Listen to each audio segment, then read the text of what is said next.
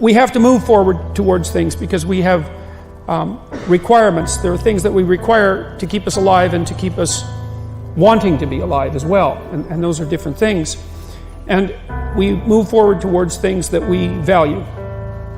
So there's two propositions there. The first is that we have to move forward because there are things to move forward to, because there are things we need and want. And the second is that to move forward towards something is simultaneously to value it. And so one of the implications of that is that we always live in a framework of value. There's no escaping that, and that we're moved forward. I detailed this out quite substantially in my book, Maps of Meaning, but we're always at a place, and we're always moving towards a place that in principle has some advantage over the place we're at.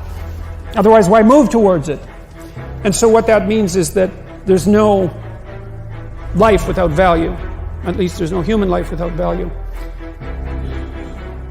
Out of necessity, and also not only out of necessity at the physiological level, but also out of necessity at the psychological level, because another thing that you might point out that I think is usefully pointed out is that not only do you have to move from point A to B in life, but point A is often a very difficult place to be because we're fragile and bounded and mortal and limited, and because we know that.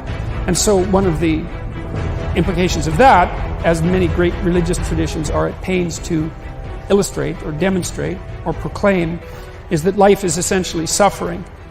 And I believe that to be a fundamental truth.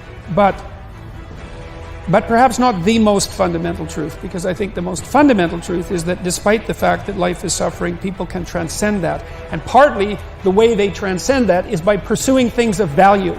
And so that if there is no value proposition at hand, then you have no meaning to justify the difficult conditions of your life. And that's brutally difficult for people. You know, Nietzsche said, he who has a why can bear any how. And you see, and I've certainly seen this as a clinical practitioner, that people who have no purpose in their life are embittered by the difficulties of their life. And they become first bitter, and then resentful, and then revengeful, and then cruel. And there's plenty of places to go past cruel.